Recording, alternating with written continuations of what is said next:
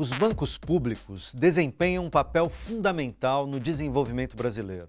São um importante instrumento para viabilizar políticas de governos, financiar setores e segmentos específicos, reduzir desigualdades regionais, promover a inclusão bancária e social.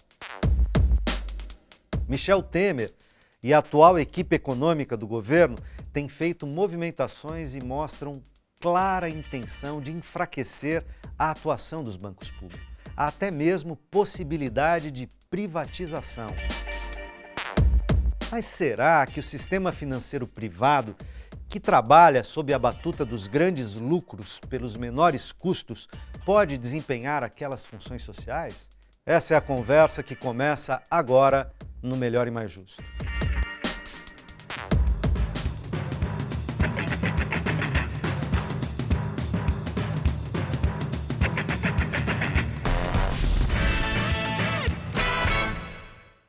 Olá, bem-vindo ao Melhor e Mais Justo. Para falar sobre esse assunto, estão aqui comigo hoje Jair Pedro Ferreira, presidente da Federação Nacional das Associações do Pessoal da Caixa Econômica Federal, FENAI, e Ladislau Dobor, economista e professor da PUC São Paulo.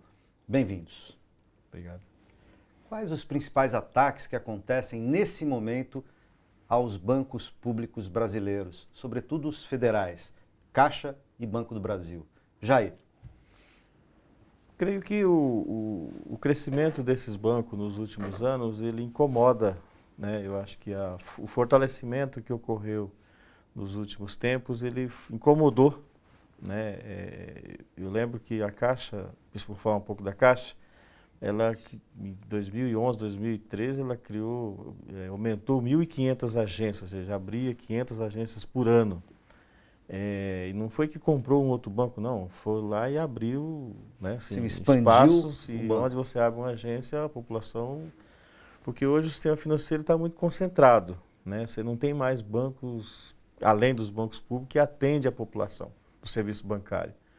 Então, nos estados onde ainda tem o banco estadual, nós só temos 5 estados que ainda tem banco estadual, você ainda tem ali mais alguém. Os bancos privados atendem muito pouco aquele atendimento comum que a população precisa ir lá. Então eu creio que o ataque, né, da forma como está e vem de uma forma muito bruta, muito violenta, eu creio primeiro que é para descaracterizar o que é público, né, eu acho que isso está muito explícito. Nós temos uma preocupação aí com o desmonte, que mesmo que você não venda, mas ele se mantém a empresa, mas você vai tirando as atribuições. Então se eu pego o Banco Brasil, se eu tirar determinadas atribuições dele, se eu pegar a Caixa, se eu tirar a habitação, né, a Caixa, por exemplo, hoje é responsável por 67% de todo o financiamento habitacional passa pela Caixa, ou seja, ela deve ter mais de 300 bilhões na sua carteira de financiamento. Então, é um grande serviço para a população brasileira. Então, atacar eles é você tirar, né, esse benefício da população. Há exemplo de você desenvolver os programas sociais ou a distribuição desses programas sociais através desses bancos, né? Você pega o Banco Brasil, que tem um papel importantíssimo. Você pega o BNDES, que agora tem um outro ataque, né, de você remodelar a sua taxa de juros. Então, a sociedade precisa desses bancos, né? E se o formato que está sendo atacado, você está tirando, né, um grande incentivador de desenvolvimento do país. Então, uma das opiniões, uma das teses é que você tem que tirar essas empresas da frente para que a iniciativa privada faça o seu papel, né, o rentismo volta a ganhar dinheiro. Agora, isso, na nossa avaliação, isso não vai ser bom para a sociedade. Ladislau, você acaba de lançar um livro, está aqui, você me deu de presente, muito obrigado para a produção do programa. Vou mostrar aqui para o Cezinho um livro que chama A Era do Capital Improdutivo, e uma das questões tratadas, entre as várias questões tratadas no livro, diz respeito aos bancos que registram lucros bilionários em plena recessão e no aumento do desemprego. Isso vale para vários países e muito especialmente para o Brasil, né? Estamos falando de bancos privados, estamos falando também de bancos públicos que registram lucros, mas os principais lucros são privados, num momento da economia chamado neoliberalismo, pós-neoliberalismo, mas que é de financiarização bastante generalizada da atividade econômica e que você está chamando de improdutiva, né? E no qual, ou na qual os bancos jogam um papel relevante, né, nesse modelo, digamos assim. Como é que é pensar banco público, banco privado, nesse momento da economia mundial e da brasileira em particular? Bom, é pergunta ampla, né? Mas, basicamente, se eu pego o setor bancário público no Brasil, né? O BNDES financiando a infraestrutura, a importância do Banco do Brasil para a agricultura, a importância da Caixa Econômica Federal para a habitação. Quase tudo isso é crédito direcionado e muito produtivo. Então, o essencial é o seguinte, para as pessoas entenderem, né? Me mandaram esse exemplo. Se uma senhora que faz costura, ela decide pegar um empréstimo para comprar uma máquina de costura mais produtiva. Então, ela vai ser mais produtiva. Agora, se o juro que ela paga sobre a compra dessa máquina é muito mais importante. É maior. É maior. Do que o aumento da produtividade dela. Exatamente. Ela fica enforcada, pendurada. Então, tem uma diferença, a gente fala de crédito de juros de maneira geral, mas, digamos, tem uma diferença radical entre o setor privado, que busca extrair o máximo possível, né, mantendo na linha da sobrevivência o chamado cliente, digamos assim, certo? Enquanto que o setor público justamente permite você financiar coisas essenciais com juro mais baixo, o que gera retorno para a economia. Então, é profundamente diferente você usar as finanças para financiar desenvolvimento, certo? Ou você usar o crédito como forma de você amarrar as pessoas, né? Concentrar riqueza nas mãos daqueles que já são muito ricos, porque no fundo é isso que acontece, né? O processo de concentração através das finanças é gigantesco, né? Por exemplo, tem uma pessoa que me trouxe o caso, ela pegou um empréstimo, que não atrasaram o salário dela, pegou um empréstimo de R$5.700, ela já pagou 4 e está devendo 8, né? Ela não entende. Tudo isso está baseado no seguinte, provavelmente você que estudou, passou a escola, etc., nunca teve uma só aula sobre economia, sobre como funciona a moeda, que é o principal estruturador, né? A gente estudou Dona Carlota Joaquina, Dom João VI, etc. Agora, como funciona os juros, não. Eu, quando dou uma palestra e pergunto para o público, alguém está endividado? É uma gargalhada geral, né? Certo? Você tinha que perguntar ao contrário, alguém não está endividado? Exatamente. Então, na realidade, você tem nem um sistema financeiro que, pelo nome, deveria financiar o que o sistema financeiro está fazendo através da agiotagem, do tipo de juros que faz, né? Ele, na realidade, está extorquindo, né? Quando você endivida profundamente as famílias... E o Estado? E hoje, só as famílias... Vai chegar lá, só as famílias. Chego lá. Se você endividou as famílias, nós temos hoje... dados recentes, 61 milhões de brasileiros que estão enforcados, não estão conseguindo pagar os juros sobre as suas dívidas. Gente que não paga sequer o juro da compra anterior, não está comprando mais nada. Você paralisou a demanda das famílias, você paralisou também a atividade empresarial. Com isso, você reduz os impostos, tanto pagos pelas famílias, o imposto indireto, como os impostos pagos pela atividade empresarial, você enforca o Estado, né? Então, é uma forma do sistema financeiro que é necessário, o bom sistema financeiro, mas ele tem que ser produtivo. Ele tem que estar num juro menor do que a dinamização de produção que ele permite, né? E esse ataque, digamos, aos bancos públicos, nesse sentido, é uma tragédia, né? Eu vou pegar o exemplo da Alemanha, né? Capitalista, enfim, certo? Uhum. E passou bem pela crise, certo? A Alemanha tem apenas 13% das poupanças no setor bancário privado. Enfim, né? Da poupança pública. Da poupança pública. Da população. Né? Da população, certo? A quase totalidade está no que chama de Sparkassen, caixas de poupança locais, com participação comunitária, ou seja, um município se desenvolve não só porque o governo, enfim, tomou iniciativas, coisas do gênero, e através dos impostos, mas também as poupanças das próprias pessoas também são utilizadas produtivamente, né?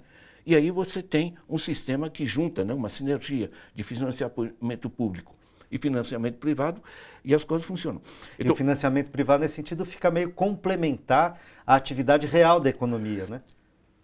Porque você está falando em 13% de toda a poupança está no sistema privado e o resto está, de algum modo, no ambiente social e público. Né? É o volume de capitais, né, que está no setor, no grande banco, né, certo? No que no Brasil seria o Itaú, o Bradesco e tal. Isso, apenas 13%. Certo?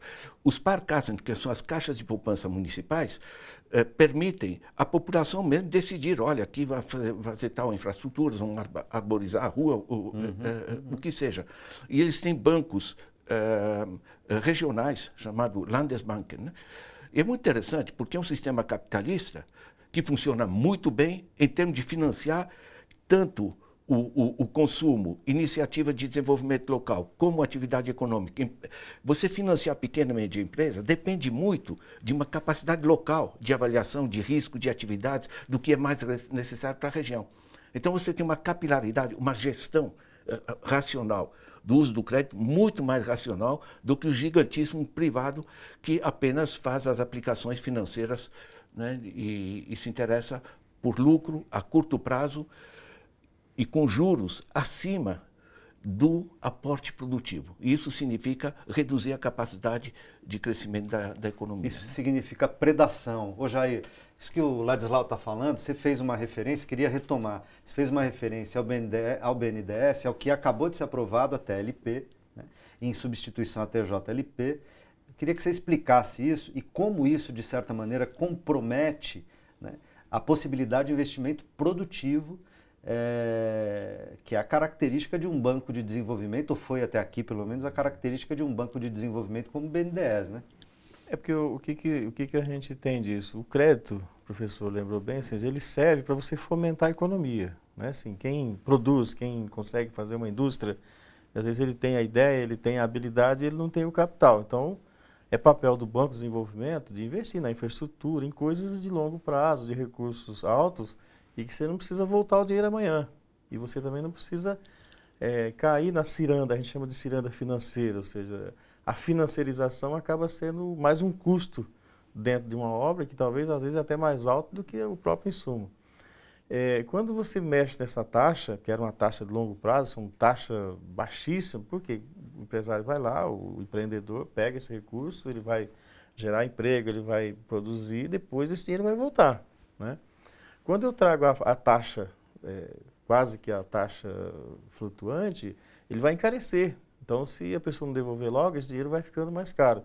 Então, você vai encarecer o recurso, né? Se eu vou construir aqui uma ponte, ou um prédio, ou uma indústria, que eu demoraria 4, 5 anos para retornar esse dinheiro a 0,5% ao ano, coisas bem...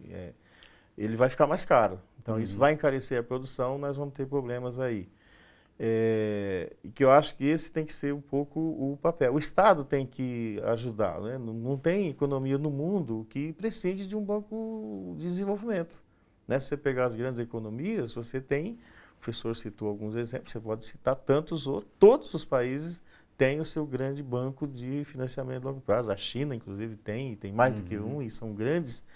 Porque o Estado, qual que é a função dele? Para nós, ele tem que gerar emprego, ele tem que fazer a sua população dar oportunidades, dar emprego. Então, não adianta eu financiarizar, trazer aqui, dar muito dinheiro para o meu acionista, se eu estou sugando isso da comunidade. E aí nós voltamos para o capital improdutivo. Ou seja, para a sociedade serve para quê?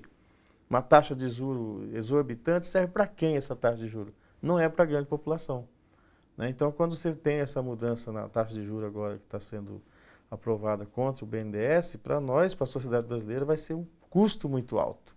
Pode ajudar aí alguns rentistas, mas para a grande população vai ser um custo muito alto, nós não precisamos estar pagando isso. Então, a exemplo você vai ter no petróleo, quando você trabalhava a Petrobras, se você meio que equilibrar, né, o preço da gasolina, ficar subindo e descendo, você ajuda a sociedade, até porque no caso desses bancos, o BNDES, Caixa Econômica, são 100% do Estado brasileiro.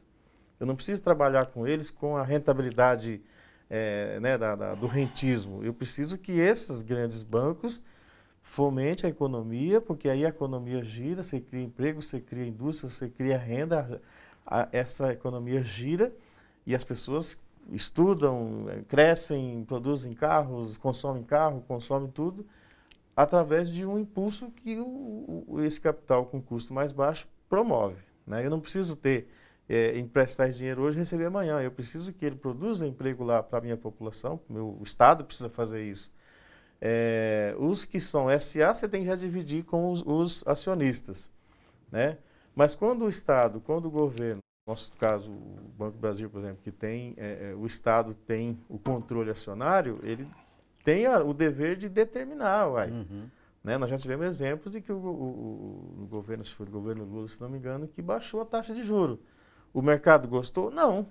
Mas o Estado, o mercado regra para quem? Não é para a população que precisa desse apoio. Quando você teve lá baixa taxa de juros, inclusive na crise de 2008, 2009, se não fossem os bancos públicos no Brasil, seria uma devassa aqui na nossa economia, aquela crise. E o que aconteceu ali? Os bancos públicos ganharam mercado. Né? Tanto é que eles passaram de um percentual que os bancos públicos tinham do sistema financeiro e subiu. Né?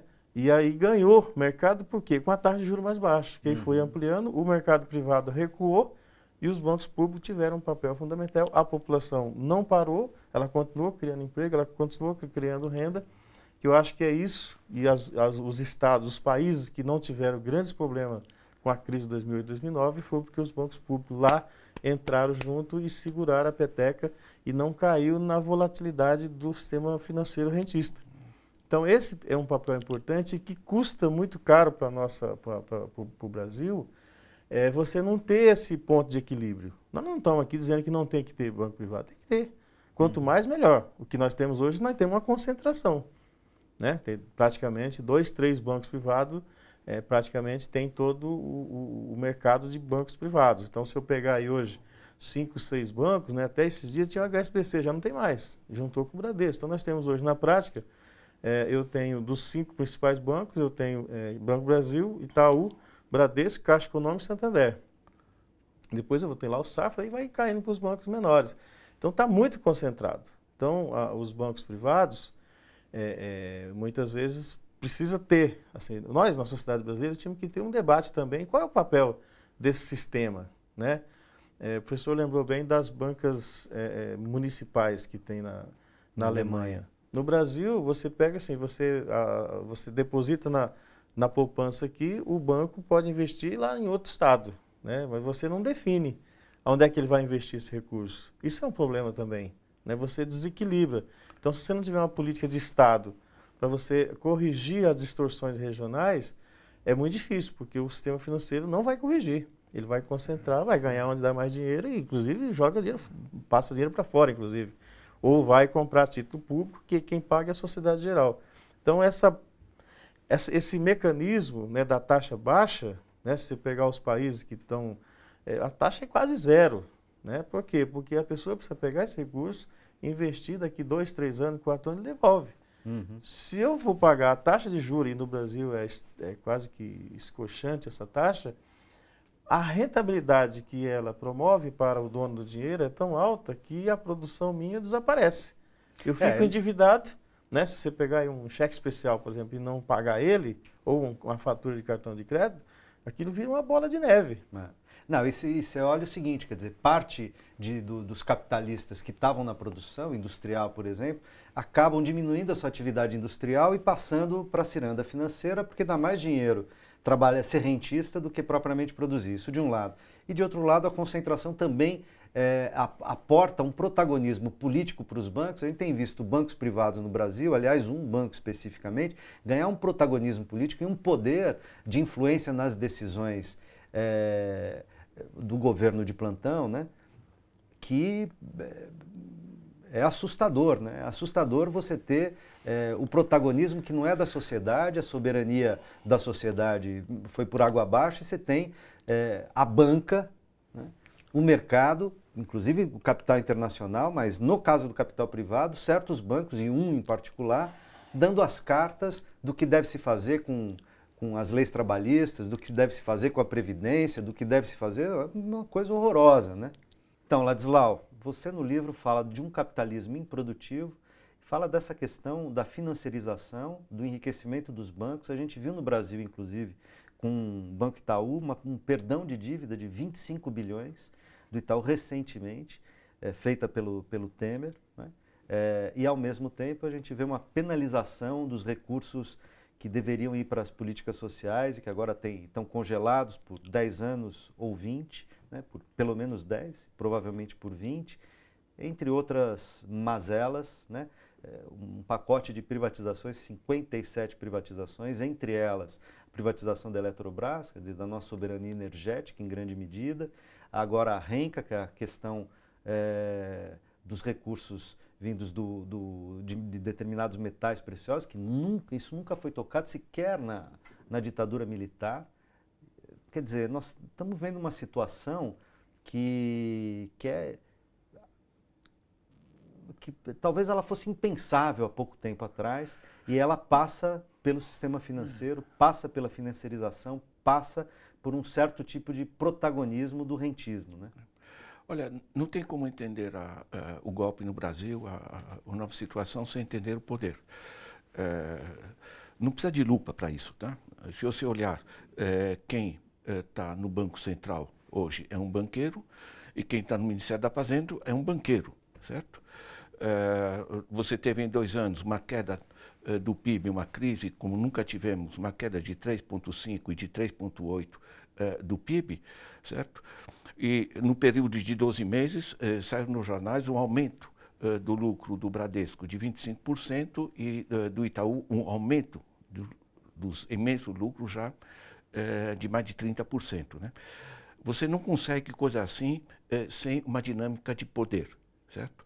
E essa dinâmica de poder dos grandes grupos financeiros, ela se dá de diversas formas em diversos países, né? Então, nesse estudo, eu trago os vários estudos. Por exemplo, eu mencionei a Alemanha com seu sistema de caixas de poupança locais.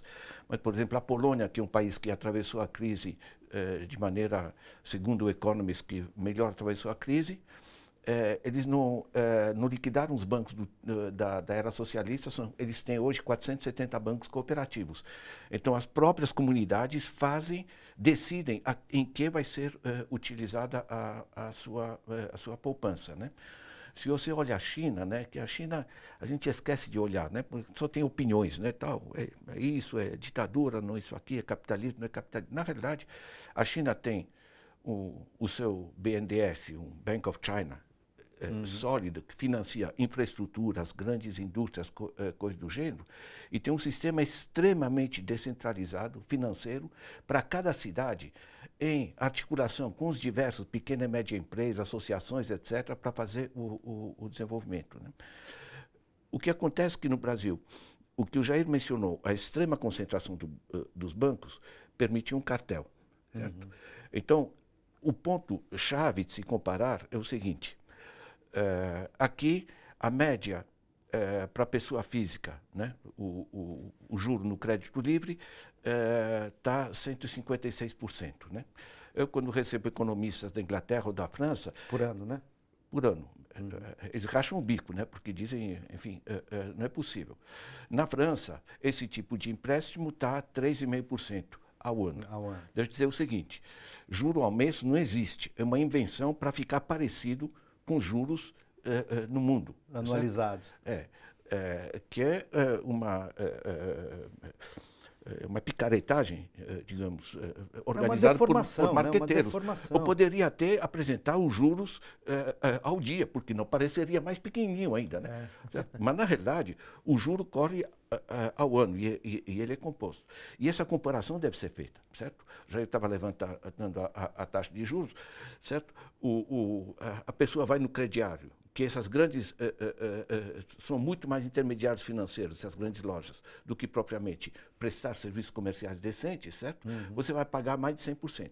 O máximo que eu encontrei em lojas que vendem a prazo na Europa é 13%, certo? Ao ano, né? Aqui você veja bem, você enforcou a pessoa pagando 156, pagando 100% no crediário, entrou no cheque especial, está acima de 320. O último dado do Banco Central sobre o rotativo no cartão é 485%. Tá? Nos Estados Unidos estão chiando porque é 16% ao ano. Certo? Então, a primeira coisa é que esse cartel de bancos, ele permitiu que se gerasse esse nível de juros, sobretudo porque na fase Lula e Dilma I se fez um aumento de renda para todo o andar de baixo da economia, que passou a ter dinheiro, e os bancos passou a ter aprenderam... conta em banco, inclusive, né? Os bancos aprenderam muito rapidamente a chegar esse dinheiro. A tirar esse dinheiro da população. A tirar esse dinheiro, porque quando você põe 100% em cima nas prestações, certo? Você está cortando a capacidade de compra da população pela metade, certo? E curioso é o seguinte, dizem, não, a inflação baixou, mas eles vão pegar, a inflação vão pegar o produto pago à vista, certo? Só que o pobre está pagando o dobro. Quer dizer, é uma picaretagem mas profunda e organizada em torno de um marketing que apresenta os juros ao mês. Agora, pensa o seguinte, quando você soma esse tipo de juros, acrescenta mesmo o pagamento à vista no cartão, que eles estão tirando entre 2% e 2,5% para compra débito, né? Opção débito, e 5% opção crédito, como taxa de administração. Sobre dezenas de milhões de compras diárias. Lembra a CPMF? Era 0,38. Meu Deus, a CPMF, né? Quer dizer, você soma essas coisas, você enforcou a capacidade de compra da população. Eu volto ao argumento. Com isso aí, você travou a atividade das empresas. Por que o empresário não investe? Por quê? Primeiro, não tem para quem vender, certo?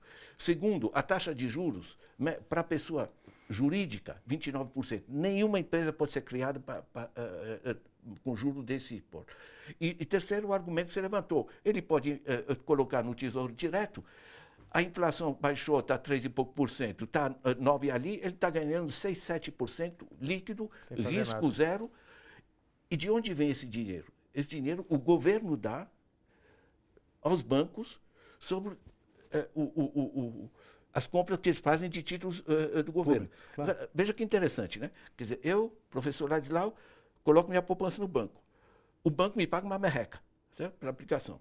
Aí ele coloca em títulos do governo que isso vira dívida pública. O governo paga para ele agora 9,25%, certo? De onde o governo tira esse dinheiro? Dos impostos. Quem paga o imposto? O professor Ladislau, certo? Então, de um bolso eu tirei meu dinheiro, pus minha poupança, certo? E o banco me paga uma merreca, e de outro bolso você tem que pagar um monte de dinheiro do imposto que deveria servir para investimentos do Estado e para serviços para a população. Para serviços e políticas públicas da população, e não, são transferidos para os bancos. Certo? No ano passado, nós transferimos para os bancos, dos nossos impostos, 500 bilhões, a 7% do PIB. Certo? Ou seja, gerou-se, a partir de 1996, a partir de 1º de julho de 1996, né, esses juros chegaram a 46% sobre títulos públicos. Certo? Gerou-se um sistema, né, de você extrair o dinheiro da população através das taxas de juros e passar isso para os bancos.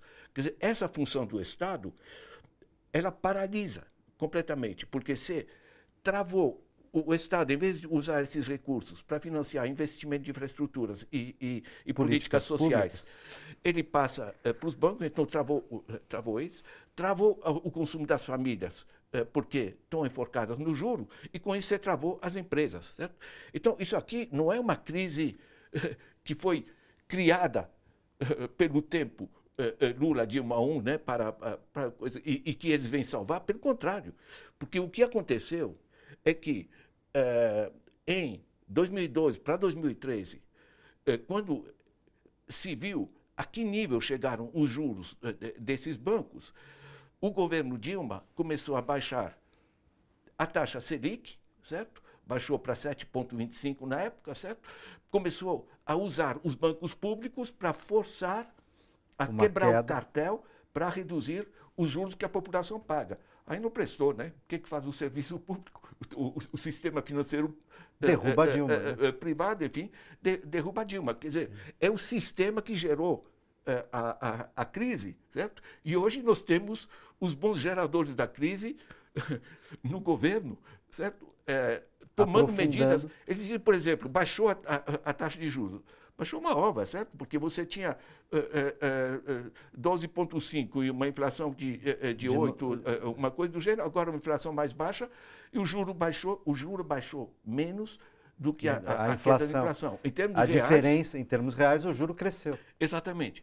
Então, na realidade, quando você paralisou o consumo das famílias, paralisou o investimento empresarial e paralisou o investimento do Estado, você quer que a economia funcione?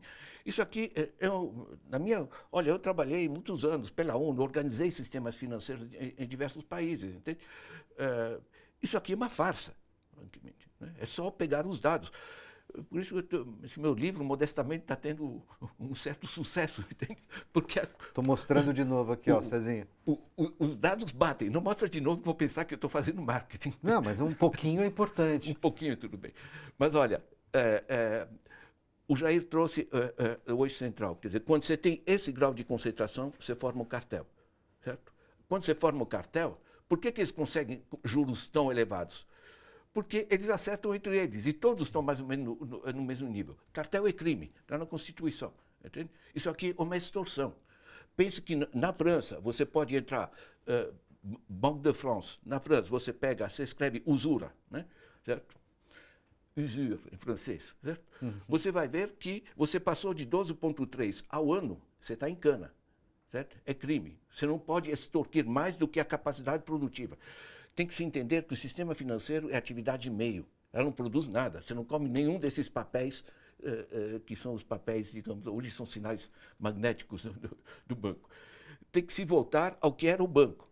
O banco tem um gerente em Botucatu da vida que vai se reunir com diversos empresários e dizer, olha, você não pega um empréstimo, aqui tem um cortume, mas a gente podia ter uma fábrica de sapato também. A gente complementa a atividade financeira do município. Quer dizer, era um financiador de atividades, gerava lucro para o empresário e gerava restituição com juros do empréstimo, certo? Esse sistema foi liquidado, né? E quando se tentou reintroduzir mecanismos de mercado, simplesmente houve o golpe, né? A gente precisa fazer o nosso intervalo, mas depois dessa explicação do Ladislau, não precisa mais nem mais do que isso, só desenhando, né? A gente já volta.